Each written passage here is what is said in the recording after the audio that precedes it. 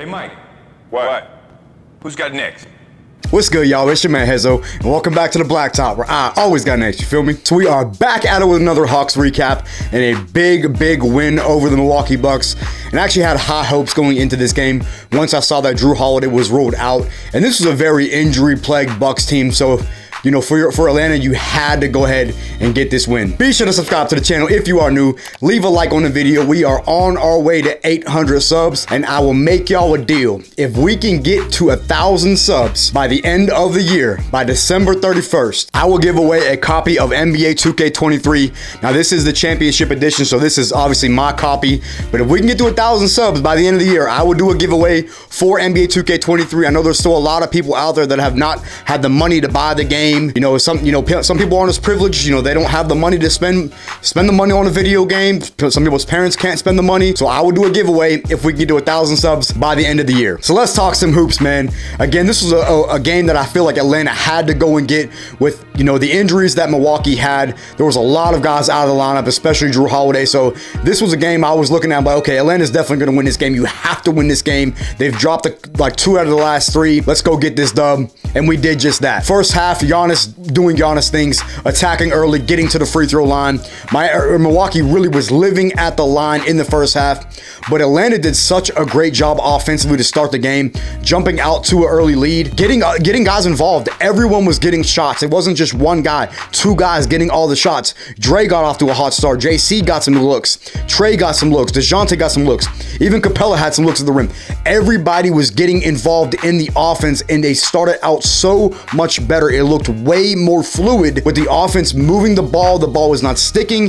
Everybody was moving the ball. It was just great offense to start out. The defense was playing very well, closing out on shooters. Milwaukee, I think, did not shoot the ball well from 3. Now, part of that is probably the lack of guys that they did have. Grayson Allen did leave the game with an injury as well. But even still, the defense was doing a great job of closing out on shooters. Other than the fouling, I mean, Milwaukee was living at the free throw line. But once the bench came in, man, thank goodness Nate finally made the adjustment, and AJ Griffin got into the rotation, fully into the rotation, and looked like he replaced Justin Holiday, because we did not see Justin Holiday tonight. And look how much, I don't know if y'all tell me if y'all agree or not, but look how much more fluid the bench unit looked with AJ Griffin in over Justin Holiday.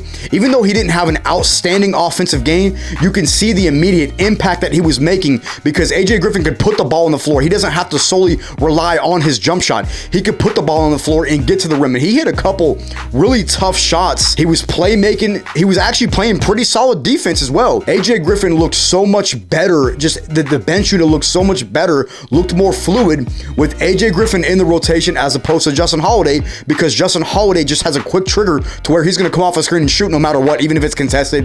AJ Griffin doesn't really do that. He waits for the offense to come to him. He attacks when he needs to, and then he hit a beautiful, 3 late in the fourth quarter when it was obviously garbage time, but still finished with I think 7 points. And AJ Griffin looked incredible, not really incredible, but he had a very solid game again overall. Very balanced scoring from Atlanta in the first half, and that was great to see. Atlanta goes up 13 going into the half. Great closeout to the half. Then to start the second half, man, it was kind of back and forth. And there's one little thing I want to kind of nitpick at. And I know y'all saw the technical on Trey, right? So, y'all let me know, man. Is it just me, or is when he did the too small thing? Guys around the league do that all the time and never get teed up for it. But the second that Trey does it, he gets a tech. I don't understand that. I mean, we see the too small thing. We see it all the time. I see Jason Tatum do it. I see Russell Westbrook do it all the time during games. I see John Morant do it. I see KD do it. I see all these stars doing it. As soon as Trey does it, he gets a tech? Come on, man.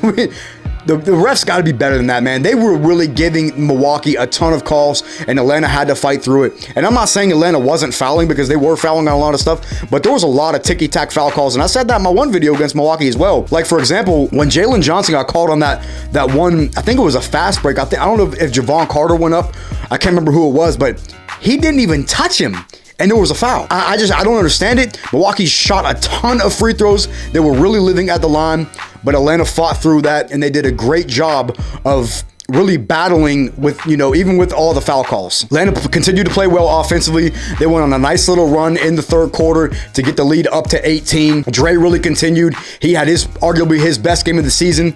He was attacking all night, man, and I was loving it. Dre was not settling. He was being aggressive. He was getting to the free throw line. I'm gonna talk about that, in my final takes. But overall, the offense was just played great all around. The defense did such a good job of getting stops in the second half. They did a hell of a job walling up on Giannis and forcing him into turnovers, taking charges. The defense did a hell of a job on Giannis, man. And credit to the three guys that were mainly guarding him, Clint, Double O, and JC. Hell of a job for those guys, man, playing Giannis, walling up, forcing him into turnovers, or putting him at the free throw line, which is fine. You live with that because Giannis did not shoot the ball well from the free throw line tonight. Milwaukee goes on a late fourth quarter run, but either way, it just wasn't enough. Giannis really just did not have too much help throughout the game. The rookie Beauchamp played relatively well. I think he had 18 for the game. Brook Lopez didn't really do much. I don't even know if he did attempt a couple threes, but he didn't hit any threes, which is unlike Brook Lopez. Again, credit to Atlanta for closing out on the shooters, man. They did a hell of a job. Giannis just didn't really, he was trying to do too much. He really was. He was trying to get to the paint, and he kept getting called for charges. He did end up actually fouling out of the game, but I mean, you have to do it, man. They're so shorthanded. Giannis has to do whatever he can to try and get the Bucks to a win, but Atlanta was just too much for just Giannis. You're not going to beat this Hawks team with just Giannis. It's just not going to work. They really missed a guy like Drew Holiday tonight. So my final takeaways for this game, I know this is not a very long recap, but it was a little bit later game, so I do have to get to bed here soon. Number one, the offense was great throughout the entire game. Guys were not settling for terrible shots. They weren't settling as much for jump shots. They were attacking. And shout out to DeAndre Hunter, man. He played an excellent game. He was hitting his jump shot. He was hitting his three. He was getting to the free throw line. And the big key I want to point out for Dre was he was 10 for 10 from the free throw line. And this is a guy who has struggled from the free throw line all season long. He stepped up tonight, had his season best scoring wise. I think he finished with 24 points, shot 10 for 10 from the free throw line, shot efficiently from the field. And it's really looking like DeAndre Hunter has taken over this, taken over with being the third option for scoring on this Hawks team. And I'm not mad at that because Dre is a very versatile player. He can attack, he can shoot. He's a very versatile player for this Hawks team, and it's nice to see him getting some shots. The offense played super well overall. Again, I've mentioned that several times.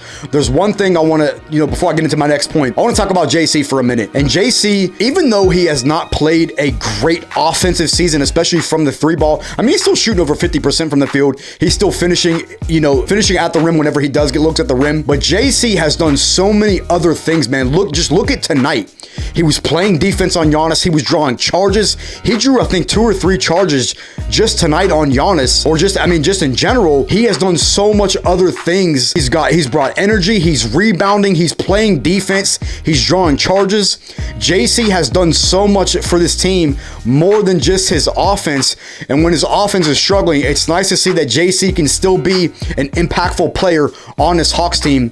He's just waiting for that three ball in his offense to really start to get going. And JC's not been a guy that's really been complaining at all this season. I mean, he hasn't been getting a ton of shots in this offense. He's only shooting like 8 times a game, and he's not complaining, man. He's taking it on the chin and just accepting his role with the team that, maybe sometimes I'm not going to be the offensive guy, but then he is going to have his offensive nights, man. We're going to see it. We just have to be patient. His offense is going to get going. His three ball is going to start to fall. He's not going to shoot 20 to 25% the entire season. We know what type of player that JC is. We know what he brings to the table. I'm wondering if his finger is still bothering him a little bit, but again, I look for that to heal and get better throughout the season. His shot is going to start to fall. Let's be patient with JC. We see the impact that he's making throughout, the entire, in other areas of the game. Number 2 is the defense. These were 2 areas that we struggled in the other night against Philly, was executing on offense and getting stops on defense.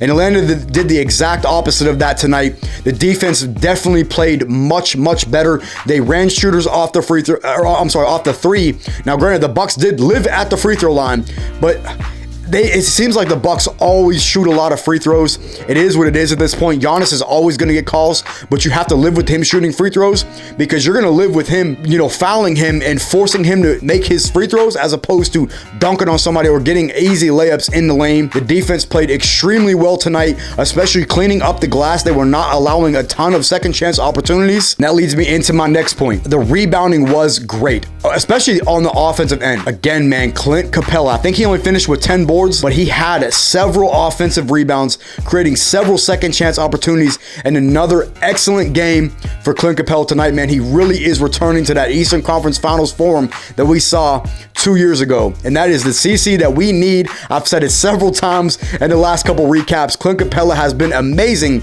these last like 5 games or so. And my final takeaway for this game was the adjustment that Nate made with getting AJ Griffin into the rotation.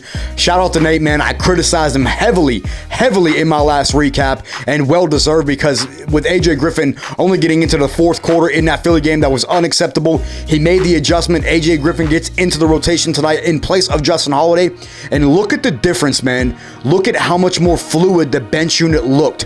He is so much more of a threat on the offensive end than Justin Holiday is, because he's so much more versatile. He can put the ball on the floor. He can get guys, shots down in the paint with a little bit of playmaking that he does. He hit double O a couple times in the paint with very nice, nice passes. And that's something that Justin Holiday really has not done. Justin Holiday just comes off screens, looks to catch and shoot, and that's it. He doesn't really look to get other guys involved off of that. AJ Griffin does not rush things. He's patient. He waits for the offense to come to him. He gets to the paint. He is an excellent 3-shooter. We have seen that all season. Shout out to Nate, man. He made the adjustment. I was very pleased with that. I really hope that continues throughout this season. Now that it looks like maybe AJ Griffin is going to be in the rotation, we'll see what happens over the next couple games. I'm not going to jump to conclusions. I'm not going to give him too much credit yet. I want to see how he does it going forward as well. So I'm gonna pretty much leave it there, man. Not a long recap. Again, I do gotta kind of get this video out, get ready to get some sleep so I can get up for work in the morning. Let me know what y'all's thoughts down are in the comments. Let me know what y'all thought about this game overall. Where do you see us? The next game, I know we got Boston on Wednesday and then Toronto on Saturday, so I'm looking forward to those 2 games, man. And I am gonna be at the game on Saturday. Y'all keep that in mind. So I'm obviously not gonna be doing a recap for that game because I am gonna be in Atlanta for the game on Saturday against Toronto. Leave a like on the video, and I will catch y'all next episode.